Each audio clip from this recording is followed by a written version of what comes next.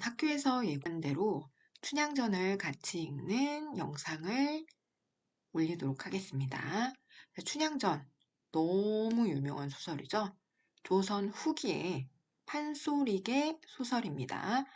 판소리개 소설이란 뭔지, 그리고 이 판소리개 소설이 어디서부터 어디까지 어떤 식으로 흘러가는지 이거에 대해서는 교실에서 설명을 하도록 하겠고요. 오늘은 춘향전 교과서 내용을 같이 읽고 필요한 부분 설명하고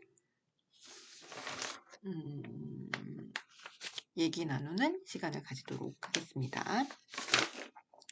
자, 우선 소설은 발단, 전개, 위기, 절정, 결말 구성이잖아요. 지금 우리 교과서에 나와 있는 부분은 그 5단계 구성 중에서 절정과 결말 부분에 해당되는 부분이고요. 나머지 발단, 전개, 위기 부분은 앞부분 줄거리로 요약되어 제시되어 있습니다. 같이 읽어볼게요. 자, 전라도 남원에 사는 퇴기 월매는 성 참판과의 사이에서 춘향을 낳아 정성껏 기른다. 자, 춘향의 어머니는 은퇴한 기생인 월매고 아버지는 양반이죠. 그러니까 춘향이의 신부는 양반이 아닙니다. 남원 부사로 부임한 아버지를 따라 한양에서 내려온 이몽룡은 단오날 경치를 구경하고자 광활루 오작교에 나왔다가 그네를 타러 나온 춘향을 보고 첫눈에 반한다. 그날로 둘은 부부의 연을 맺는다. 이 부부의 연이라는 거는 뭐 부모들이 다 허락한 상태에서 서로 부부가 됐다는 게 아니라 주몽신화에서 이제 유아와 해모수가 부모의 허락 없이 사통했잖아요. 그런 거예요. 똑같아요. 자, 그러던 어느 날 이몽룡의 아버지가 동부승지 교지를 받아 더 높은 벼슬자리를 얻게 된 거죠. 가족이 모두 남원을 떠나게 됐고 이몽룡은 후일을 기약하며 춘향을 두고 한양으로 떠난다. 그 후 새로운 남원 부사로 이몽룡 아버지가 이제 다른 벼슬자리로 갔기 때문에 그 빈자리에 변학도가 부임을 하게 되고 춘향을 불러서 수청을 강요하는 거죠. 하지만 춘향은 정절, 지조, 절개, 이몽룡과 부부의 연을 맺었으니까 이런 것들을 지키려고 수청 요구를 거부하다 옥에 갇혀 고통을 겪게 됩니다. 한편 한양으로 올라갔던 이몽룡은 전라도 어사가 돼요. 암행어사가 돼요. 남원으로 내려오는 길에 농부들로부터 남원의 변사또가 학정, 포악한 정치를 일삼고 있다는 사실과 춘향이 옥에 갇혔다는 소식을 듣는다. 월매는 춘향의 엄마죠. 거지의 모습으로 내려온 이몽룡을 보고 실망한 채 이몽룡과 함께 옥에 갇힌 춘향을 보러 간다.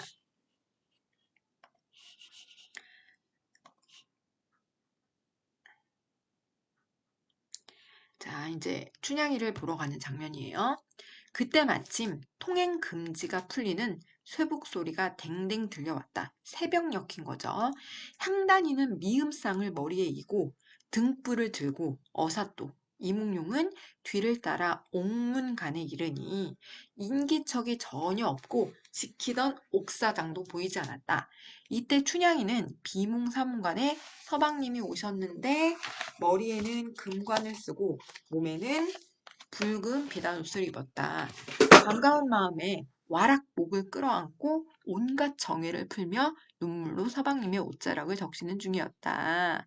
자, 이 부분은 어떤 부분이냐면은 춘향이가 이제 새벽녘이니까 자고 있을 것 아니에요. 그러니까 잠결에 꿈을 꾼 거예요. 근데 춘향이의 꿈 속에 이몽룡의 모습은 어떠냐? 금관 쓰고 붉은 비단 옷을 입었어요. 이건 뭡니까? 그쵸? 이제 이몽룡이 춘향이의 꿈속에서는 높은 벼슬자리를 얻어서 금이 환영한 거예요. 이 춘향이의 꿈은 뭐예요? 춘향이가 바라는 거를 지금 꿈으로 꾸고 있는 거잖아요. 그러니까 춘향이의 꿈의 내용은 춘향이의 어떤 소망, 소원 이런 것들이 반영된 모습이겠고, 그리고 이 춘향이의 꿈은 앞으로 이제 이몽룡이 암행어사로서 어사출두를 해서 춘향이를 구해줄 거라는 그 미래를 암시하는, 예견하는 내용이에요. 이렇게 소설에서 앞으로 일어날 사건이나 상황을 미리 어떤 주변 사건이나 뭐 상황을 활용해서 암시하는 거, 이런 것들을 복선이라고 하고요. 지금 이 장면에서는 춘향이의 꿈을 이용해서 앞으로 이제 어떻게 될 것이다. 이몽룡이 어사로 출두해서 춘향이를 구해줄 거다. 높은 벼슬아치 암행어사죠. 암행어사로 춘향이를 구해줄 거다. 이런 것들을 미리 암시하고 있는 복선 장면입니다. 춘향아, 부른들 대답이 있을 소냐? 어사또 하는 말이 이몽룡이 크게 한번 불러보소. 모르는 말씀이요. 여기서 동원이 어딘데 소리를 크게 냈다가 사또가 깨면 곤란하니 잠깐 기다리시오. 그러니까 이제 춘향이의 어머니인 월매가 춘향이를 부르는 거예요. 너무 작게 부르니까 어사또가 크게 불러보라고 하니까 이제 그 월매가 동원, 변사또가 어떤 업무를 보던 건물이거든요. 그러니까 그 동원과 이 감옥이 너무 가깝기 때문에 이제 소리 크게 냈다가 사또가 깨면 곤란하니까 우리는 이렇게 작게 소리를 낼 수밖에 없다. 그렇게 얘기를 했더니 이몽룡이 뭐 어때? 사또가 어떻다고? 내가 불러볼 테니 가만히 있어 춘향아! 하고 자신만만하게 춘향이를 부르잖아요. 큰 소리로. 왜 이러는 거예요? 자기가 암행어사니까. 어사또니까. 큰 소리에 깜짝 놀라 춘향이가 몸을 일으키며 허허 이 목소리가 잠결인가 꿈결인가 그 목소리 괴이하다. 멍하니 앉았으니 어사또가 기가 막혀. 내가 왔다고 말 좀 하시오. 갑자기 그런 말을 했다가는 기절할 테니 좀 가만히 계시오. 춘향이 저의 모친의 자기 어머니 음성을 듣고는 깜짝 놀란다. 아니 어머니 어찌 오셨소? 몹쓸 딸자식 때문에 이리 다니시다가는 몸 상하기 쉽소. 이후에는 다시 오지 마옵소서. 자, 이 부분. 지금 춘향이는 어떤 상황이에요? 변사토의 수청을 거부하고 지금 옥에 갇혀 있는 상황이잖아요. 매도 맞았어요. 너무 힘든 상황이야. 그런데 이 와중에도 새벽에 어머니가 자기를 감옥으로 보러 오니까 어머니 몸이 상할까봐 어머니를 걱정하는 장면이잖아요. 효심이 드러난 장면이죠. 내 염려는 말고 정신 차리어라. 왔다. 오다니 누가 와요? 그냥 왔다. 자, 갑갑해 죽겠소. 일러주. 꿈속에서 임을 만나 온갖 정해를 풀었는데 혹시 서방님 기별 왔소? 언제 오신다는 소식 왔소? 벼슬 얻어 내려온다는 공문 왔소? 아이고 답답해라. 네 서방인지 남방인지 그지 하나 내려왔다. 자, 여기에서 이제 누가 왔냐고 하니까 월매가 그냥 왔다. 이 서방인지 남방인지 그지 하나 내려왔다. 이런 식으로 표현을 하잖아요. 왜 이렇게 표현을 해요? 왜냐면 월매도 기대가 있었어요. 우리 춘향이를 이몽룡이 높은 벼슬아치가 돼 내려와서 구해줄 거다. 근데 지금 그 집골로 왔잖아요. 우리 춘향이 죽게 생겼어.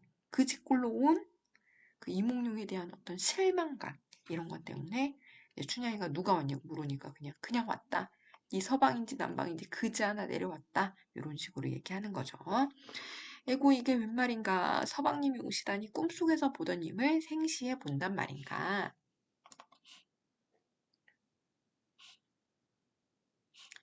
어디서 힘이 났는지 목에 채인 큰 칼을 들고 무릎 걸음으로 달려와.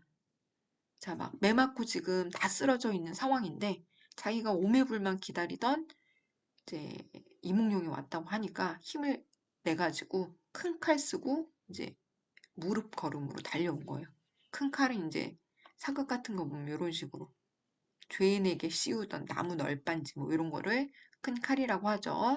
이몽룡의 손을 잡고는 숨이 막혀 한동안 말도 못하다가 겨우 정신을 차려 에고 이게 누구시오? 아마도 꿈이로다. 그리워도 보지 못하는 님을 이리 쉽게 만날 수 있는가? 이제 죽어도 한이 없네. 어찌 그리 무정한가? 왜 무정하냐면은 이몽룡이 한양으로 떠난 이후로 연락을 한 번도 안 했기 때문에 팔자가 기구한 우리 모녀 서방님을 이별한 후 자나 누구나 임 그리워 갈수록 한이 되었더니 내 신세 일이 되어 매에 감겨 매 맞아 죽게 되었는데 날 살리러 오셨소? 한참을 이렇게 혼자 반기다가 눈물을 씻고 나서 임의 형상, 임의 모습을 자세히 보니 어찌 아니 한시 말이야. 자, 이 부분 임의 형상을 자세히 보니 어찌 아니 한심하랴. 이 부분은 이제 춘향이가 임이 왔다고 하니까 우선 눈물을 쏟아내죠. 막 울다가 이제 이렇게 눈물을 닦고 이몽룡을 봤어요. 무슨 꼴이야? 그지 꼴이잖아요.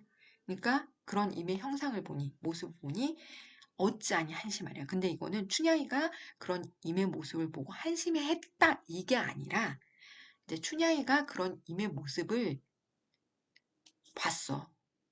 춘향이가 본 임의 모습, 그지 꼴인 임의 모습.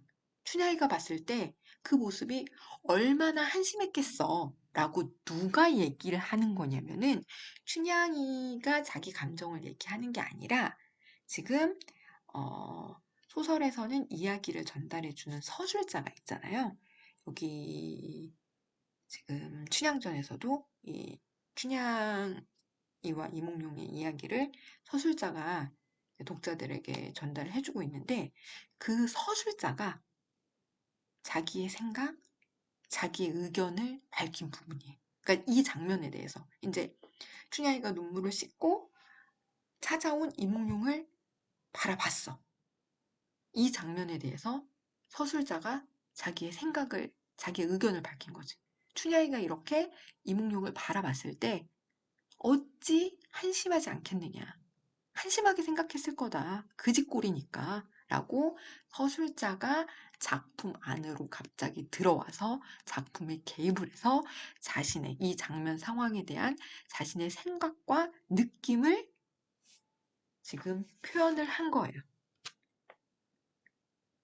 이런 식으로 서술자가 어떤 그 소설 내에서 진행 중인 사건이나 인물에 대해서 자신의 의견이나 자신의 생각, 자신의 평가를 소설 속으로 직접 들어와서 이제 남겨놓는 거. 이런 것들을 뭐라고 하냐면은 편집자적 논평이라고 얘기하거든요. 판소리계 소설에서는 이런 식으로 서술자가 갑자기 작품 내부로 들어와서 그 인물이나 사건에 대해서 자신의 생각을 밝혀놓은 이런 편집자적 논평이 굉장히 많이 드러납니다. 여기 말고도 지금 편집자적 논평이 드러나 있는 부분이 굉장히 많거든요. 그러니까 우선은 읽으면서는 이 부분만 선생님이 체크를 해줄 거고요. 읽어 나가면서 이제 서술자가 자신의 의견을 직접 밝히고 있는 편집자적 논평이 또 어느 부분에 나와 있는지 스스로 찾아보세요. 물론 학습지를 통해서 오프라인 수업에서 다 정리를 할 거지만 본인이 스스로 이런 편집자적 논평 부분을 찾아낼 수 있는 능력이 있어야 됩니다. 그러니까 이제 읽어가면서 이 부분이 소설자가 이 장면과 이 인물과 이 상황에 대해서 직접 자신의 생각을 밝힌 편집자적 논평 부분이구나. 이렇게 찾아가면서 체크해가면서 읽어보도록 하세요.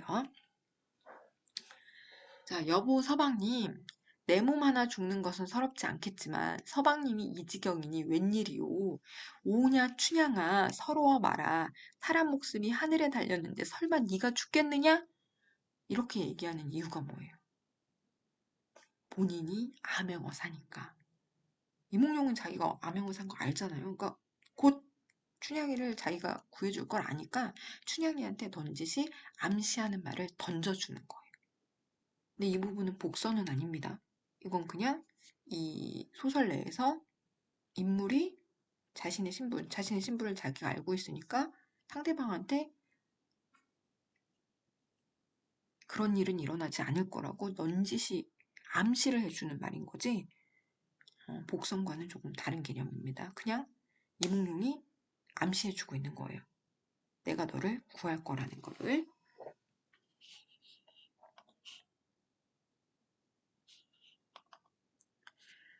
춘향이 서럽고 답답하여 멍하니 앉았다가 저희 모친 어머니를 불러 하소연을 한다.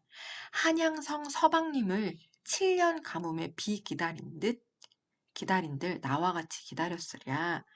그러니까 7년 가뭄에 비 기다리듯 기다리는 거. 7년 동안 가뭄인데 비를 기다려 얼마나 간절하게 기다렸겠어요. 근데 그것보다 내가 더 서방님을 기다렸다. 내가 더 간절하게 서방님을 기다렸다는 얘기인 거죠. 근데 심은 나무가 꺾어지고 공든탑이 무너지게 되었다. 내 이제 기다림에 대한 응답이 없는 거죠. 이제 서방님이 와서 서방님을 기다리던 나를 구해줄 거라고 생각했는데 서방님이 오시긴 오셨지만 거짓골로 나타났으니 나를 구해줄 수 없잖아. 그러니까 심은 나무가 꺾어지고 공든탑이 무너지는 상황이 온 거예요. 가련하다 이내 신세 할 일 없이 어쩔 수 없이 되었구나. 어머님, 나 죽은 후에라도 원이나 없게 해줘.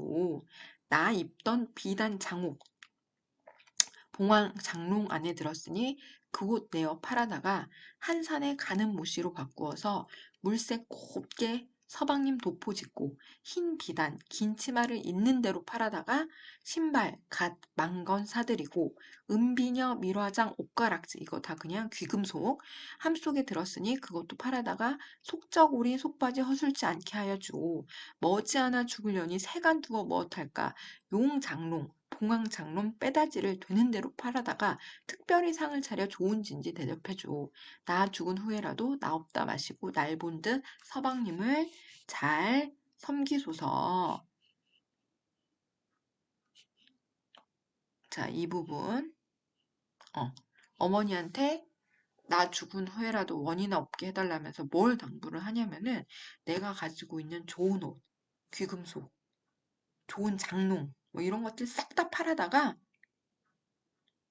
그 판 돈으로 서방님 옷 지어주고, 서방님 신발 지어주고, 서방님 속옷 사주고, 서방님한테 좋은 진지 대접해달라는 거예요. 그러니까 내가 죽게 생겼는데 서방님을 더 챙기는 거지. 이건 뭐예요? 이몽룡에 대한 춘향이의 지고지순한 사랑을 알 수 있는 그런 부분이죠. 네, 이번에는 도련님의 손을 쥐고 유언하듯 당부한다. 서방님, 내 말 새겨 들으시오. 내일이 사또 생일이라 술이 취해 망령이 나면 나를 불러 또 때릴 것인데 맞은 달에 장독이 났으니 독이 올랐어. 수족인들 놀릴 수 있으랴. 팔다리를 제대로 놀릴 수 있겠어요. 맞은 다리에 독이 올랐는데 자, 이제 더 맞으면 살아날 가망이 전혀 없으니 구름같이 헝클어지고 늘어진 머리 이렁저렁 걷어얹고 이리 비틀 저리 비틀 올라가서 매 맞아 죽거들랑 사꾼인 채 심부름 해주는 돈 받고 심부름 해주는 사람이 사꾼이거든요. 그 사꾼인 채 달려들어 둘러엎고 우리 둘이 처음 만나 놀던 부용당에 적막하고 고요한 데 눕혀놓고 서방님이 손수나를 염습하되 내 혼백 위로하여 입은 옷은 벗기지 말고 양지 쪽에 묻었다가 자, 그러니까 우선 서방님한테 유언하듯 하는 말이 내가 내일 변사또 생일잔치에 불려나가게 되면 매를 맞을 것이고 그 매를 맞으면 나는 분명히 죽을 거다. 그러니까 내가 만약 죽게 되면 서방님이 사꾼인 것처럼 주변에서 맴돌다가 내 시체를 수습해서 서방님이 염습하고 이제 서방님이 이렇게 양지 바른 곳, 햇볕이 잘 드는 곳에 우선 묻어 두라는 거예요. 그 다음에 어떻게 하냐면은 서방님이 나중에 귀하게 되어 벼슬에 오르시거든. 이제 벼슬에 오르시거든. 잠시도 두지 말고 육진의 좋은 배로 다시 염습하여 조촐한 상여 위에 덩그랗게 실은 후에 북망산천 찾아갈 때, 그러니까 무덤가 죽어서 묻히는 곳 찾아갈 때 앞 남산, 뒤 남산 다 버리고 한양성으로 올려다가 서방님 선산 발치 예전에 양반들은 이렇게 그 가족들, 조상들의 묘를 같이 묻어놓는 어떤 선산이 있었단 말이에요. 선산 발치, 그 무덤이 있는 산기슭에 묻어두고 비석을 세워서 비문에 새기기를 수원절사 춘향 지묘, 절개를 지키다 원통하게 죽은 춘향의 묘라고 8자만 새겨주오. 이렇게 얘기를 하는 거죠. 그러니까 이제 내가 죽으면 바로 내 시신을 수습해서 우선 그냥 양지 바른 곳에 묻어두었다가 나중에 서방님이 이제 큰 벼슬에 오르거든. 이제 다시 내 무덤을 파서 다시 나를 좋은 옷감으로 다시 염해가지고 상여에 얹어서 나를 어디로 데리고 가냐면은 그 서방님 집이 있는 한양으로 데리고 가라는 거예요. 내 시체를 한양으로 데리고 가서 어디에 묻어 달라고 하는 거냐면은 이 이몽룡의 가족들이 묻혀 있는 가족묘 선산, 그 선산에 수원절사 춘향지묘라는 그 8글자가 새긴 비석을 세워가지고 자기를 묻어달라고 하는 거죠. 근데 여기서 선산발치에 묻어달라는 거는 어떤 의미냐면은 이제 그 가족의 선산, 가족묘에 묘자리를 쓸 수 있다는 건 어떤 의미냐면은 그 가족의 구성원으로, 그 가족으로 인정을 받았다는 거란 말이에요. 그러니까 아직 춘향이는 그냥 이몽룡이랑 둘이서 그냥 부부의 연을 맺은 거지, 가족들이 인정하거나 이렇게 정식으로 결혼한 사이가 아니에요. 그리고 그렇게 정식으로 결혼할 수 있는 사이도 아니야. 왜? 춘향이랑 이몽룡의 신분이 다르니까. 춘향이는 양반이 아닌데 이몽룡은 양반이잖아요. 그러니까 이제 자기가 죽게 되면 그 이몽룡을 기다리다가 이몽룡을 위해서 절개를 지키다가 죽게 된 거잖아요. 그러니까 나중에 네가 높은 벼슬에 올라가면 너희 선산에 묻어줘라. 나를 너의 가족으로 인정해줘라. 나를 너의 부인으로 공식적으로 인정을 해라. 이건 거죠. 그러니까 여기에 뭐가 숨겨져 있냐면은 춘향이의 어떤 신분 상승을 하고자 하는 욕망이 담겨져 있어요.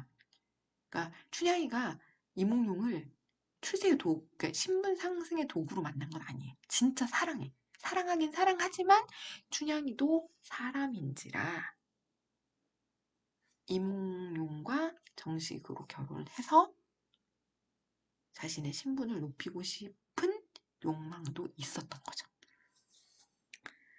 자, 그러면서 이제 여기부터 다시 읽어야죠. 서산에 지는 애는 내일 다시 오련마는 불쌍한 춘향이는 한 번 가면 어느 때나 다시 올까. 이제 죽고 나면 춘향이는 다시 돌아올 수 없다. 자기의 신세. 내일 죽을 수밖에 없잖아요, 이제. 자기의 신세를 한탄하고 탄식하는 거죠.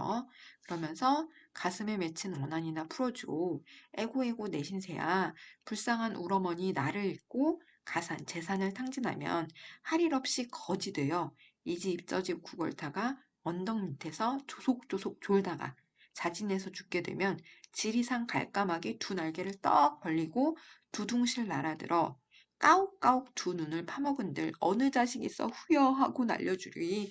에고. 자, 이제 이 부분도, 자, 여기에는 뭐가 나와 있어요? 자기가 죽게 생겼는데 또 엄마를 걱정을 하는 거죠. 효심이 나와 있는 거죠. 자, 이 조선 사회는 유교 시대였잖아요. 그 조선 후기의 소설인, 이 판소리계 소설인 춘향전에도 유교적 가치가 담겨 있는데 두 가지가 담겨 있죠. 하나는 춘향이가 이몽룡을 위해서 절개를 지키는 것. 여성은 남성을 위해서 지주와 정을게 정절을 지켜야 된다. 이게 유교적 가치였으니까 이게 하나가 들어가 있고, 자식은 부모에게 효를 다해야 된다. 춘향이의 월매를 향한 마음에서 또 이 효심, 유교적 가치 이런 부분들 확인할 수 있습니다. 춘향이 또 서럽게 울자 어사또 울지 마라. 하늘이 무너져도 솟아날 구멍이 있느니라. 네가 나를 어찌 알고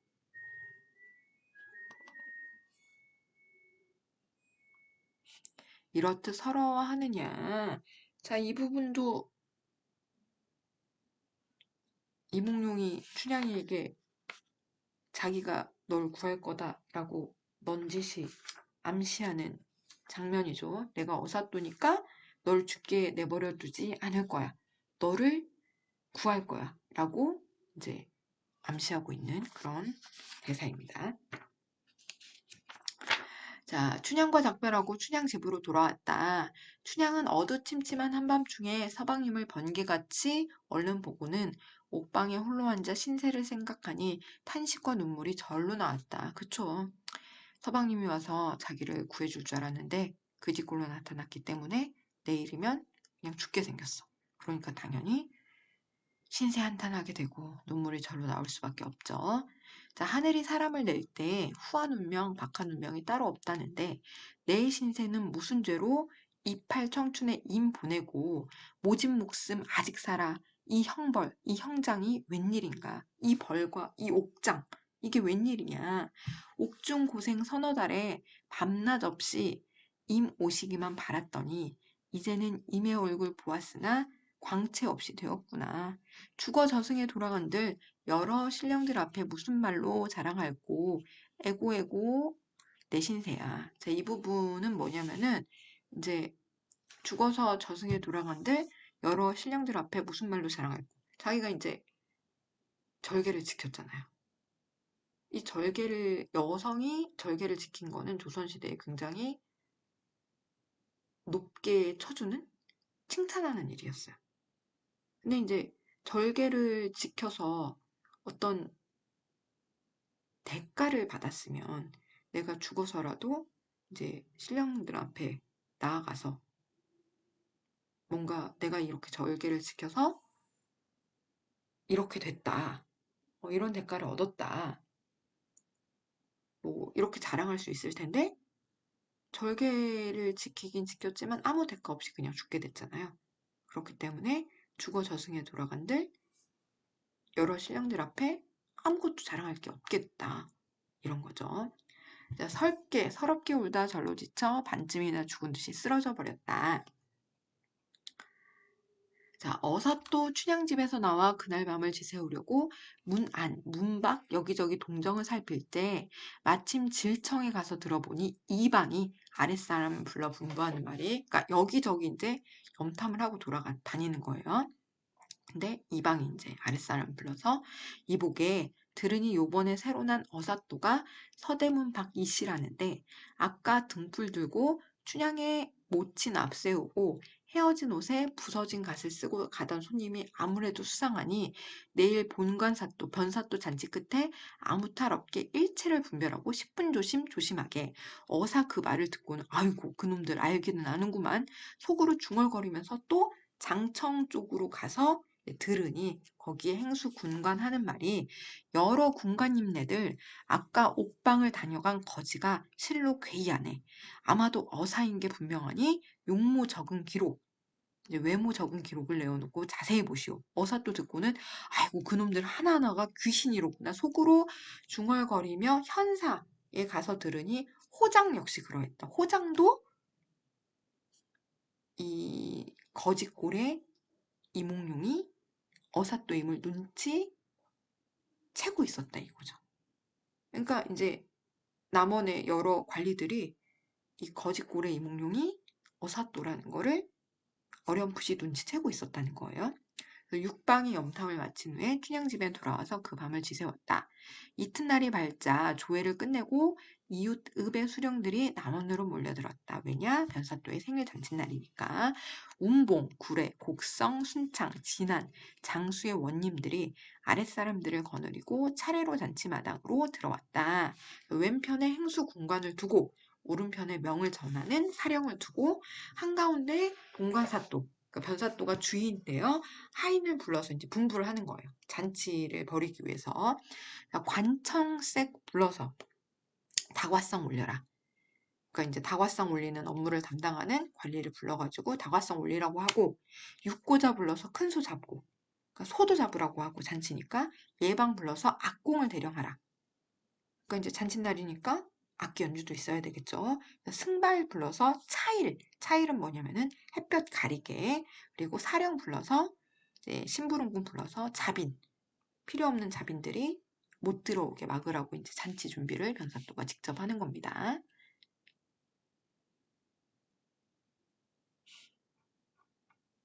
자, 이렇듯 요란한 가운데 깃발들이 휘날리고 삼현육가 갖가지 악기, 음악 소리 공중에 떠 있고 초록 저고리에 붉은 치마를 입은 기생들이 하얀 손을 높이 들어 춤을 춘다. 이제 화려한 잔치가 시작이 된 거죠.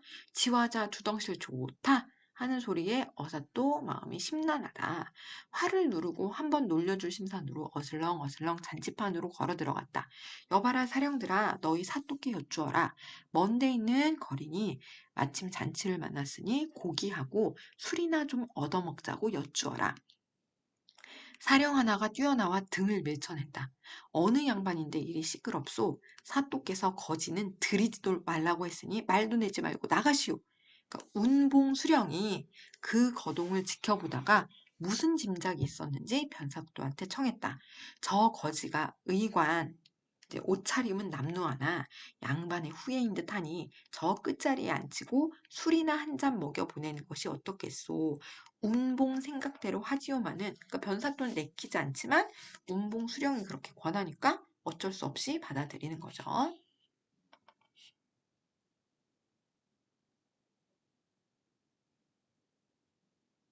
자, 마지못해 입맛을 다시며 허락을 한다.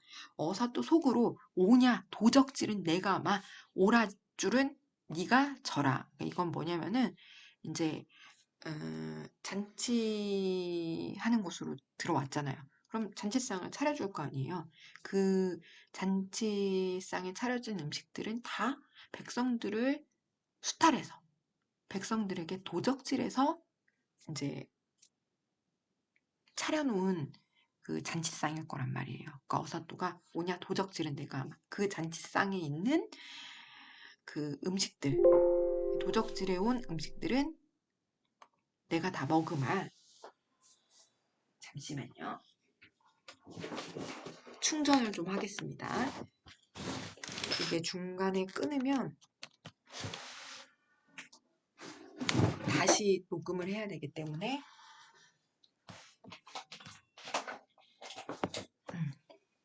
그러니까 오냐 도적질은 내가 아마 너희가 도적질해서 차려놓은 자취상 그 잔치 음식은 내가 먹으면 오랏줄은 네가 져라. 나중에 책임은 네가 져라. 변사또 네가 져라. 되뇌면서 주먹을 꽉 쥐고 있는데 운봉 수령이 사령을 부른다. 저 양반 드시라고 해라. 어사또 들어가 단정히 앉아 좌우를 살펴보니 마루 위에 모든 수령들이 다과상을 앞에 놓고 진양조 느린 가락을 즐기는데 이제 음악을 즐기는 거죠. 어사또 상을 보니 어찌하니 통분하랴, 분하지 않으랴. 귀퉁이가 떨어진 개다리 소반에 당나무 젓가락, 콩나물에 깍두기, 막걸리 한 사발이 놓였구나. 상을 발로 탁 차 던지며 화나니까 이게 뭐야? 운봉의 갈비를 직신거리며 그 운봉에게 다가가서 운봉의 갈비대를 이제 만지면서 뭐라고 하냐면은 갈비 한 대 먹읍시다. 다리도 잡수시오. 하고 운봉이 하는 말이 이런 잔치에 풍류로만 놀아서는 맛이 적으니 운자를 따라 시 한 수씩 지어보면 어떻겠소. 이제 운자라는 건 뭐냐면은 이렇게 한시를 지을 때 짝수행 있잖아요. 짝수행의 마지막 글자를 운자라고 해요. 그러니까 이제 한시를 지으면서 놀자는 건데 짝수행의 마지막 글자를 던져줄 테니까 그 글자를 짝수행의 마지막 글자로 넣어서 우리가 한시를 짓는 놀이를 즐기자. 조선시의 양반들은 이런 식으로 놀았으니까. 그러니까 어떻겠소 하니까 그 말이 옳다. 다들 찬성을 했다. 운봉이 먼저 운을 낼 때 높을 고자, 기름 고자 두 자를 내어놓고 차례로 운을 달아 시를 지었다. 앞사람이 끝나면 앞사람을 받아 뒷사람이 시를 지을 때 어사또 끼어들어 하는 말이 이 거린도 어려서 글을 좀 읽었는데 좋은 잔치를 맞아 술과 안주를 포식하고 그냥 가기가 염치가 아니니 한수하겠소이다. 자, 좋은 잔치를 맞아 술과 안주를 포식했다. 실제로 술과 안주를 포식했어요? 아니죠. 굉장히 초라한 상을 받았잖아. 이거는 실제와 반대로 얘기한 거죠. 그러니까 반어법입니다. 자, 운봉이 반갑게 듣고 북과 벼루를 내어주니 백성들의 사정과 봉간사또의 정체를 생각해서 시 한 편을 써내려갔다. 금준미주는 천인열이요. 옥반가요는 만성고라. 총루락시의 민루락이요. 가성고처의 언성고라. 이거 한시를 지었는데 여기 보면 뭐뭐는 뭐뭐요. 뭐뭐는 뭐뭐라. 자, 비슷한 문장 구조도요. 대꾸법. 여기도 뭐뭐에 뭐뭐요, 뭐뭐에 뭐뭐라. 여기도 비슷한 문장 구조니까 대꾸법. 대꾸법이 2번 나타났네요. 자, 이 글의 뜻은 금 술잔에 좋은 술은 수많은 사람의 피요. 여기 먼저 보고 갈게요. 자, 금 술잔에 좋은 술은 수많은 사람들의 피다. 이거 A는 B이다. 이런 비유법. 중학교 때 배운 거 생각나요? 은유법이죠. 은유법. 이것도 학습지에서 다시 배울 겁니다. 자, 옥쟁반에 좋은 안주는 만백성의 기름이라. 여기도 A는 B, 은유법이죠. 촛농이 떨어질 때 백성들 눈물도 떨어지고 노랫소리 높은 곳에 원망의 소리도 높구나. 이렇게 시를 지어 보이니 술에 취한 변사또는 무슨 뜻인지도 모르지만 그를 받아본 운봉은 속으로 앞불싸 일났다. 가슴이 철렁 내려앉는다. 왜요? 운봉은 알아차린 거죠. 이 거짓골을 한 이 사람이 누구다? 암행어사라는 거를 이제 알아차린 거예요. 이때 어사또 하직하고 간 연후에 운봉이 공형을 불러서 분부를 하는 거죠. 야, 일났다. 그러니까 운봉이 이제 뭘 하냐면은 여기서부터 여기까지 이제 각 관리들을 불러다가 그 관리들이 담당하고 있는 업무를 단속을 시키는 거예요. 왜냐? 곧 암행어사가 나타나서 이제 여기저기 다 살펴보고 벌을 내릴 거니까. 그러니까 이제 자, 이제 이런 식으로 자, 공방 불러 자리 단속, 병방 불러 역마 단속, 관청색 불러 다과상 단속, 옥사장 불러 죄인 단속, 집사 불러 형벌기구 단속, 형방 불러 서류 단속, 사령 불러 숙직 단속. 한참 이렇게 요란할 때 눈치 없는 봉관사또 운봉을 향해 말을 던진다. 여기를 보면은 지금 뭐 불러 뭐 단속, 뭐 불러 뭐 단속, 뭐 불러 뭐 단속. 이런 식으로 비슷한 문장 구조가 계속해서 나오고 있잖아요. 대꾸법이 계속 쓰이고 있고, 그리고 이제 어떤 관리를 불러서 어떤 단속을 했는지 쭉쭉쭉 이렇게 나열을 하고 있어요. 열거법. 그러니까 지금 이 부분에는 관리를 불러서 이제 업무 단속을 하는 내용이 대꾸법과 열거법으로 나와 있는데, 이 부분에서 중요한 게 뭐냐면은 그냥 이런 식으로 대꾸법과 열거법을 활용해서 쭉쭉쭉 얘기하지 않고 그냥 한 줄 정도로 뭐 운봉이 업무 담당자들을 불러서 업무 단속을 했다. 이렇게 써도 되는 거를 이제 이 장면을 굉장히 구체적으로 서술을 한 거잖아요. 이렇게 담당자들을 불러가지고 업무 단속을 하는 장면을 열과 대꾸를 활용해서 굉장히 구체적으로 지금 묘사를 한 거죠. 이런 식으로 관객의 흥미와 관심을 끌 수 있는 부분을 이렇게 열거, 대꾸 등의 방법을 통해서 구체적으로 확장해서 서술하는 부분을 뭐라고 얘기하냐면은 장면의 극대화 부분이라고 얘기를 해요. 자, 이 장면의 극대화도 판소리계 소설의 특징이거든요. 여기 말고도 다른 부분에 장면의 극대화가 나옵니다. 읽어가면서 어느 부분에 장면의 극대화가 나오는지 직접 찾아보세요. 이걸 찾는 능력도 갖추어져 있어야 됩니다. 물론 이런 부분에 대해서 중요한 것들 다 나중에 학습지로 다시 정리를 할 겁니다. 자, 여보 운봉 어딜 그리 바삐 다니시오. 소피 보고 들어오. 오줌 싸고 들어옵니다.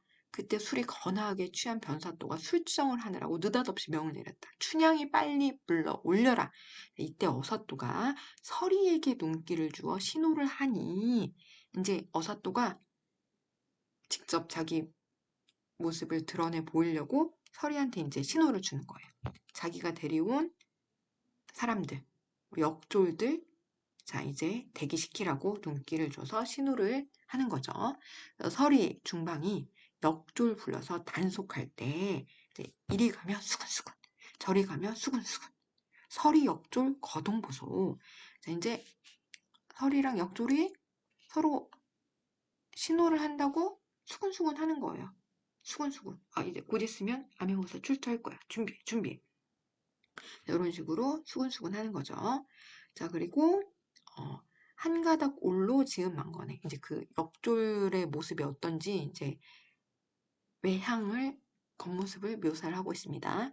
한 가닥 올로 지은 망건에 두터운 비단 갓사게 새 페랭이를 눌러 쓰고 있고 석자길이 발감개에 새 집신 신고 속적삼 속바지 산뜻이 입고 여선무 방망이에 사슴 가죽 끈을 매달아 손목에 걸어지고 여기서 번뜻 저기서 번뜻 나타났어요. 그러니까 남원읍이 웅성웅성 청파역졸 거동보소 선생님이 동그라미 친 부분 수군 수군수군 번뜩번뜩 웅성웅성 소리와 모양을 흉내낸 의성어태어가 쓰이고 있죠. 자, 달 같은 마패를 햇빛같이 번쩍 들고 우렁차게 암행어사 출두야! 역졸들이 일시에 외치는 소리에 강산이 무너지고 천지가 뒤집히는 듯하니 산천초목인들 금수인들 아니 떨겠는가. 강산이 무너지고 천지가 뒤집히는 듯하대요. 이 암행어사 출두 소리에 과장법인 거죠. 한번 소리가 나자 남문에서도 출두야. 북문에서도 출두야. 동문에서도 서문에서도 출두야 소리가 맑은 하늘에 천둥치듯 진동했다. 여기도 과장이죠. 자, 공형 들라.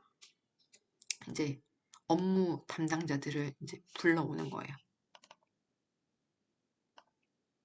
외치는 소리에 아이고 죄송합니다. 외치는 소리에 육방이 넋을 잃는다. 공형이요 서둘러 나오는데 등나무 채찍으로 딱 치니 애고 죽네. 공방 공방 공방이 자리를 들고 들어오며 안 하려는 공방을 하라더니 내가 저 불구덩이 속이 어찌 들어가랴. 등나무 채찍으로 딱 치니 애고 박 터졌네. 자, 그 상황에서 자 좌수별감은 넋을 잃고 이방 호장은 혼을 잃고 삼세곡 입은 나졸들은 분주하네. 모든 수령들이 도망하는데 그 꼴이 과간이다. 아까 전에 이제 오늘 변사또 생일이라 모여있던 모든 수령들이 도망하는데 그 꼴이 과간이다. 도장계 잃고 유밀과 들고 과자 들고 병부 잃고 송편 들고 탄건 잃고 용수 쓰고 갓 잃고 밥상 쓰고 칼집 쥐고 오줌 누기 부서지니 검은고요 깨지나니 북장구라. 그러니까 수령들이 막 암행어사 출두에 정신이 나갔어. 혼이 나갔어. 그래가지고 막 허둥지둥 도망치다 보니까 중요한 것들은 다 잃어버리고 요사한 것들 뭐 이렇게 뭐 과자라든지 송편이라든지 뭐 이런 것들만 쥐고 도망가고 있고 그리고 머리에 써야 되는 뭐 가시나 이런 건 안 쓰고 밥상 쓰고 도망가고 있고 이렇게 허둥지둥 도망가는 장면을 좀 재밌게 해학적으로 지금 표현을 하고 있는 거죠. 자, 본관사또, 변사또는 어떻게 했냐면은 너무 놀랐잖아요. 본관사또는 진짜 암행어사가 출두할까라는 거 생각도 못하고 있었는데 암행어사가 출두했어요. 너무 놀랐지. 그러니까 똥을 쌌어요. 멍석 구멍에 새앙쥐 눈뜨듯 하면서 관아 깊숙한 안채로 들어가며 급히 내뱉는 말이 추워라 문 들어온다 바람 닫아라 물 마르다 옥들여라. 반대로 그 단어를 도치시켜서 얘기하고 있죠. 정신이 없으니까 원래는 추워라 바람 들어온다 문 닫아라 목마르다 물 들여라 이렇게 얘기해야 되는데 정신이 없으니까 말이 바뀌어서 나오는 거야. 똥 싸고 앉은 채로 너무 정신이 없으니까 똥을 산 채로 말도 바꿔서 하는 거죠. 뭔가 이렇게 그 변사또의 정신 나간 모습을 재밌게 표현을 한 부분이죠. 자, 관청색은 상을 읽고 문짝을 읽고 내다르니 서리 역졸이 달려들어서 후다닥 딱 친다. 에고 나 죽네.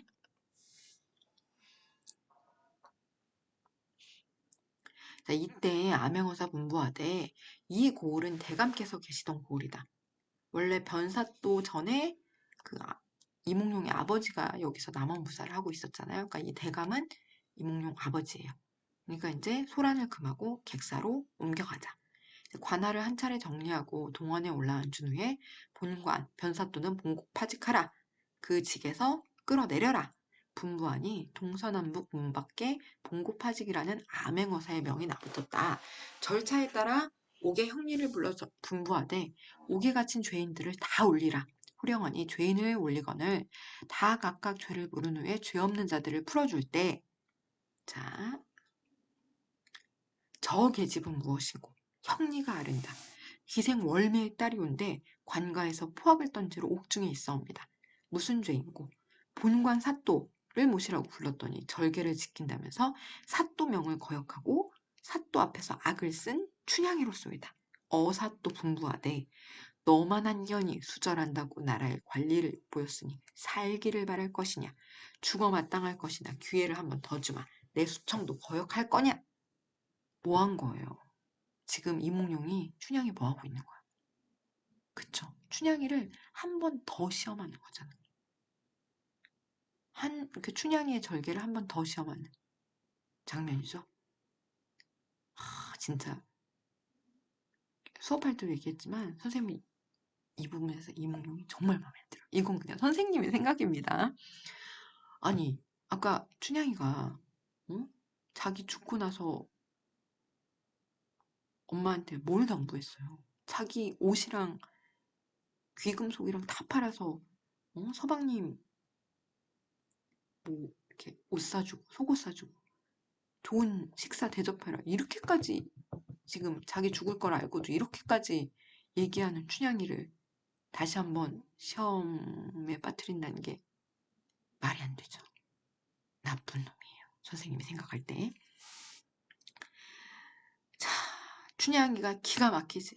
왜냐면 변사또 매에 맞아서 죽을 거라고 생각을 했는데 암행어사가 출두했잖아. 그러니까 자기가 살아날 수도 있을 거라는 기대감을 가지고 있었는데 새롭게 온 암행어사도 자기한테 수청을 들라네? 기가 막힙니다. 자, 내려오는 사또마다 빠짐없이 명관, 좋은 관리로구나. 이거 뭐야? 춘향이의 실제 마음과 반대로 얘기하고 있으니까 반어법이죠. 자, 사또 들으시오. 층층이 높은 절벽, 높은 바위가 바람이 분들 무너지며 푸른 솔, 푸른 대나무가 눈이 온들 변하니까 그런 분부 마옵시고 어서 빨리 죽여줘. 자기 안 변한다. 자기 절개, 지조, 정절 꺾을 수 없으니까 빨리 죽여다오. 그러니까 자기 어떤 절개를 지키려는 의지를 다시 한번 표현하고 있는 거죠.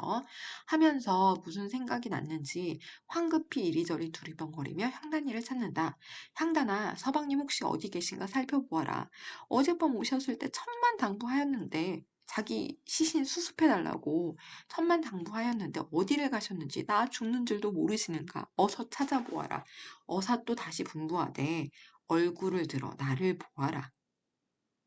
이 부분에서 교실에서 수업할 때 이몽룡 멋있다고 설레하는 친구들이 있었어요. 이몽룡 잘생겼을 것 같다고 얘기하는 친구들이 있었는데 아유 처음부터 이랬어야지. 하시기에 춘향이 천천히 고개를 들어 대위를 살펴보니 거지로 왔던 난군이 어사또로 뚜렷이 앉아 있었다.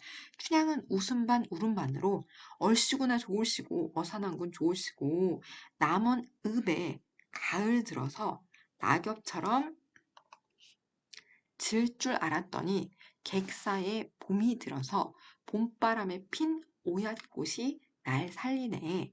꿈이냐 생시냐 꿈이 깰까 염려로다. 한참 이렇게 즐길 적에 뒤늦게 달려온 춘향이의 모친도 입이 찢어져라 봉글봉글 웃으며 어깨춤을 추고 구경 왔던 남월고을 백성들도 얼씨구덩실 춤을 추었다.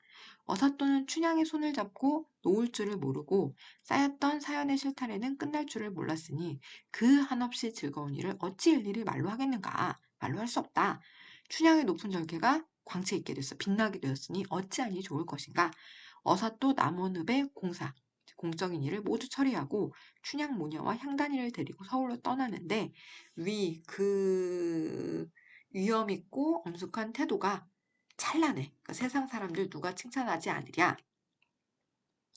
이때 춘향이 남원을 하직할 때 영화롭고 귀하게 되었건만 정든 고향을 이별하려니 한편으로는 기쁘고 한편으로는 울적하죠. 왜냐 이제 자기가 이제까지 태어나서 이제까지 남원에서 살았는데 이몽룡을 따라서 한양으로 가면 이제 남원으로 다시는 안 올 거란 말이야. 그러니까 좋기도 하지만 울적하기도 해요. 그래서 놀고 자던 내 방 부용당아 부디 잘 있거라. 광활루 오작교야 잘 있거라. 영주각도 잘 있거라. 인사하는 거지. 봄풀들은 해마다 푸른 것만 왕소는 가서 돌아오지 않는구나. 라더니 나를 두고 이름이라. 그러니까 이제 이 봄풀들은 해마다 푸른 것만 왕소는 가서 돌아오지 않는다. 이건 이제 이게 중국 당나라의 시거든요. 그러니까 중국의 시를 인용을 한 거죠. 그러니까 봄풀들은 해마다 푸르잖아요. 해가 오면 봄에 풀들이 다시 자라나서 항상 푸르른 빛을 보여주는데 왕소는 가서 돌아오지 않는구나. 나는 떠나서 그러니까 남원의 봄풀들은 올해도 내년에도 내후년에도 계속 남아서 남원에서 해마다 이제 푸르게 피어날 거야. 근데 나는 한양으로 돌아가면 다시 돌아오지 않아. 이거를 지금 중국의 시를 인용해다가 이제 얘기를 한 거예요. 다 각기 이별할제 만수문광하옵소서 다시 보기 아득하라. 이렇듯 마음속으로 빌며 작별을 구했다. 이때 어사또는 좌도 우도 여러 읍을 순행하며 백성들의 사정을 살핀 후에 서울로 올라가 어전에 나아가 임금께 엎드려 절하니 판서 참판 참의들이 들어와 보고서들을 일일이 점검했다. 심사를 마친 후 임금께서 크게 칭찬을 했다. 신하들도 입을 모아 큰 공을 세웠다고 칭찬하면서 춘향이 절개를 지킨 그 이야기도 덧붙였다. 임금은 즉시 이몽룡에게 이조참이 대사성이라는 더 높은 벼슬을 내리고 춘향에게는 정렬부인 칭호를 내렸다. 그러니까 이제 조선시대 정주와 지조를 굳게 지킨 부인에게 내린 칭호잖아요. 자, 이몽룡은 임금의 은혜에 감사하며 절을 하고 물러나와 부모를 배우니 성은 이금을 축하해 주셨다. 그 후 이몽룡은 벼슬이 점점 높아져 이조판서, 호조판서, 우의정, 좌의정, 영의정을 타지내고 벼슬에서 물러난 후에 정렬부인 성춘향과 더불어 백년내류를 하였다. 죽을 때까지 행복하게 살았다. 춘향이는 이제 왕에게 정렬부인, 이거는 이제 여자들에게 내리는 벼슬이거든요. 벼슬도 받고 이몽룡이랑 정식 부부도 됐어. 그러니까 신분 상승을 한 거죠. 이몽룡은 정렬 부인에게서 세 아들과 세 딸을 두었는데 자식들은 모두 총명하여 그 부친보다도 오히려 재주가 나은 점이 많더니 부친을 이어 계계승승 모두 일품의 벼슬자리를 만세토록 유전하더라. 부친에 이어서 계속 부친보다 더 높은 벼슬자리를 얻어서 대대손손 행복하게 살았다. 뭐 이런 얘기입니다. 자, 이렇게 선생님이랑 한번 읽어봤고요. 이렇게 전체적으로 어떤 내용인지 정도만 파악하면 되고, 그리고 이제 아까 선생님이 중간중간에 읽으면서 짚어줬던 부분들, 그런 부분들 정도만 조금 더 구체적으로 공부를 하면 됩니다. 그런 부분은 또 학습지를 통해서 다시 한번 정리를 할 거예요. 그리고 이미 이 수업이 끝나서 학습지를 다 푼 친구들도 있죠. 반도 있어요. 2반인가 3반인가 있는데 아닌 친구들. 지금 이 내용을 선생님이랑 처음 하는 친구들 학습지 뒷부분 숙제로 풀어오라고 분명히 내줬어요. 그 뒷부분에 원격 수업 중 과제라고 써있는 부분 꼭 해가지고 오세요. 확인하고 수행평가에 반영하겠습니다. 그러면 이번 주 잘 보내고 다음 주에 만나도록 하겠습니다.